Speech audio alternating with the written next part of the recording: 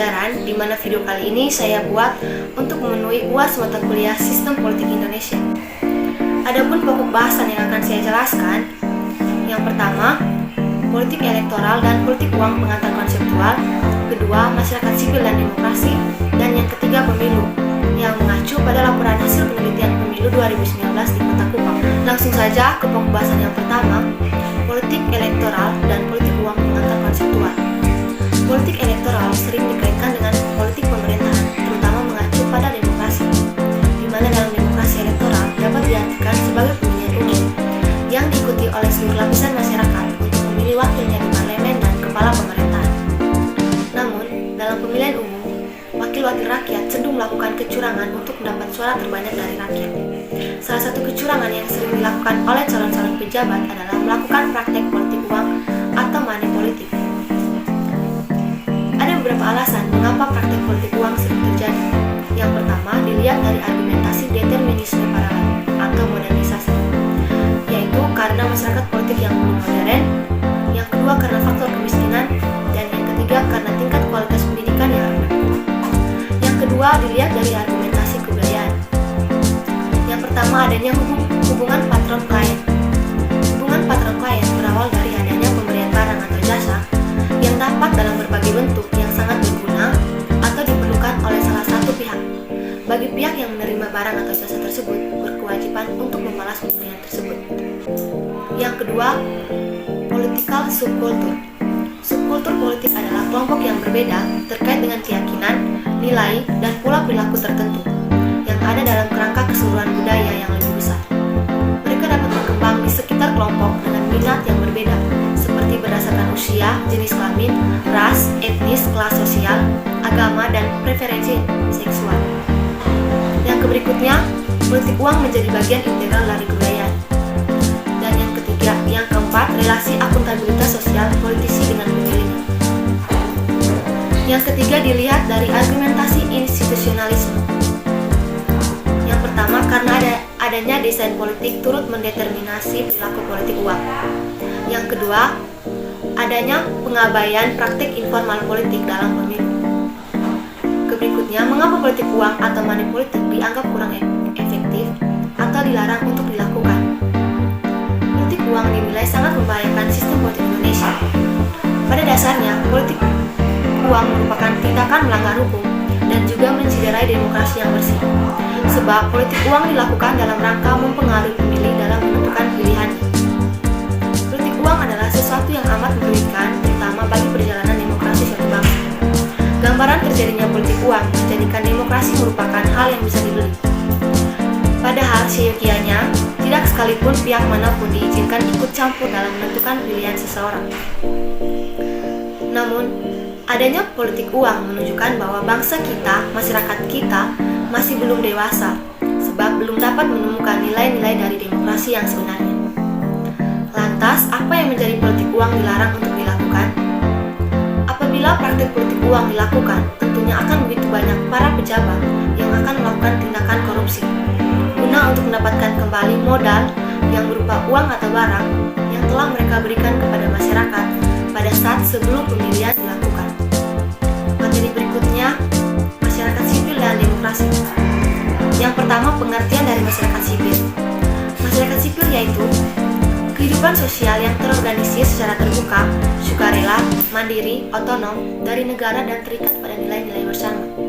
Hal ini berbeda dengan pengertian masyarakat sebagai entitas sosial, di mana orang terikat satu sama lain secara luas dan tidak terorganisir. Bisa dikatakan bahwa masyarakat sipil adalah masyarakat yang aktif dalam arena-arena publik, di mana kepentingan publik menjadi tujuannya. Yang berikutnya, ciri-ciri masyarakat sipil. Yang pertama, masyarakat sipil memusatkan perhatian pada tujuan publik, bukan privat. Yang kedua, masyarakat sipil aktif berhubungan dengan urusan negara atau pemerintah, tetapi tidak membawa kendali negara. Yang ketiga, masyarakat sipil berorientasi pada pluralitas, tidak eksklusif yang tertutup. Yang berikutnya, organisasi masyarakat sipil yang demokratis.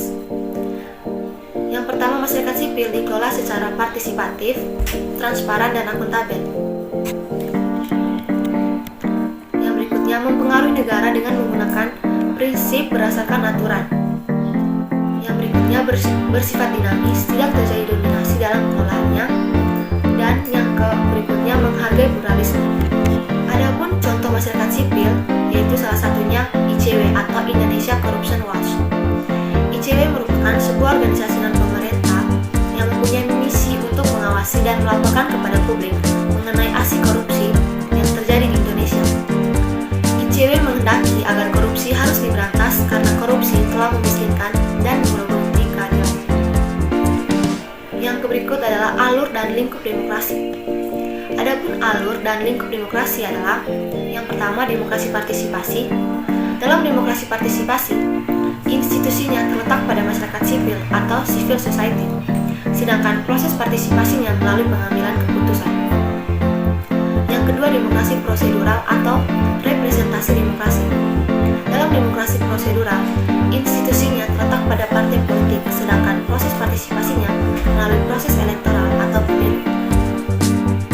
Materi berikutnya yaitu tentang pemilihan umum atau pemilu yang mengacu pada laporan hasil penelitian pemilu 2019 di Kota Kupang. Dalam sistem demokrasi, pemilu menjadi salah satu instrumen penting yang memungkinkan rakyat terlibat dalam proses politik dan pemerintahan. Secara prosedural, pemilu kemudian mengisyaratkan transformasi status rakyat menjadi pemilih melalui proses administrasi data pemilih. Sedangkan secara konseptual, perdebatan tentang data pemilih dan urgensinya dalam pemilu dan hubungannya dengan data kependudukan diawali dengan perdebatan tentang logika hak kependudukan dan hak sebagai pemilih. Menurut laporan hasil penelitian pemilu 2019 yang dilakukan di Kota Kupang, NTT, salah satu persoalan yang dianggap masih menjadi persoalan adalah menyangkut data pemilih. Secara umum, hal yang perlu didalami melalui penelitian ini adalah apa kendala yang dihadapi KPU dalam memproduksi data pemilih, termasuk selama tahapan pencocokan dan penelitian, serta strategi KPU dalam menyikapinya.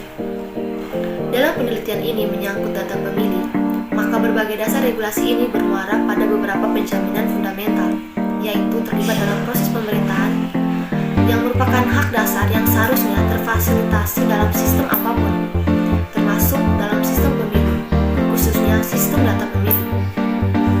Meskipun menjadi sesuatu yang fundamental, pada arus yang lain, data pemilih itu adalah sesuatu yang tidak sederhana baik secara konseptual maupun dalam pelaksanaannya.